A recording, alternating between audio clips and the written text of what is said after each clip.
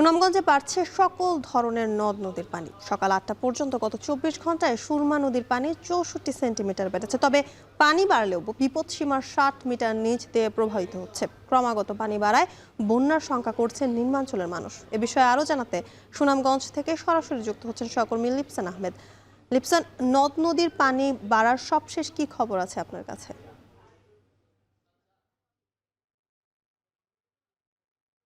জ্যোতিকা, বন্যা মানেই কিন্তু আসলে এই অঞ্চলের মানুষদের জন্য একটি আতঙ্কের নাম। বিশেষ করে ২০২২-এর জুন মাসে যখনই এই অঞ্চলে হঠাৎ করে আসলে নদীর পানি বেড়েই বন্যা পরিস্থিতি সৃষ্টি হয়েছিল, তারপর থেকে কিন্তু এই অঞ্চলের মানুষ যখনই আসলে এই জেলার সকল নদ নদীর পানি বৃদ্ধি পায়, ঠিক সেই মুহূর্তে কিন্তু একটি আতঙ্কের মধ্যে থাকে। আমরা যদি বলি, টানা ৩ দিন কিন্তু সুনামগঞ্জে বৃষ্টিপাত অব্যাহত ছিল। সেই সাথে আজকে সকাল থেকে কিন্তু কিছুটা বৃষ্টিপাত কমেছে, তবে ভারতের যে চেরাপুঞ্জি রয়েছে সেখানে বৃষ্টিপাত অব্যাহত থাকায় কিন্তু সুনামগঞ্জের যে সুরমা, কুশিয়ারা, জাদুকাটা কিংবা বৌলাই নদী রয়েছে সেই নদীর পানি কিন্তু দ্রুত বৃদ্ধি পেয়েছে, যার ফলে আমরা যদি বলি এই জেলায় বন্যা পরিস্থিতি একটি শঙ্কা তৈরি হচ্ছে। বিশেষ করে পানি উন্নয়ন বোর্ড ইতিমধ্যে একটি সতর্কবার্তা জারি করেছে। সেই সাথে যদি বলি যে তারা যে তথ্য সকালে জানিয়েছে আমাদেরকে, ইতিমধ্যে প্রায় ৬৪ সেন্টিমিটার পানি বৃদ্ধি পেয়ে বিপদসীমার ৬০ মিটারের নিচ দিয়ে ৪০ মিটার নিচ দিয়ে প্রবাহিত হচ্ছে। তবে সময় যত যাচ্ছে তত কিন্তু আসলে নদীর পানি কিন্তু আসলে মূলত বৃদ্ধি পাচ্ছে। তবে এখানকার মানুষ, অর্থাৎ আমরা যদি বলি তাহিরপুর, চাতক, ধর্মপাশা,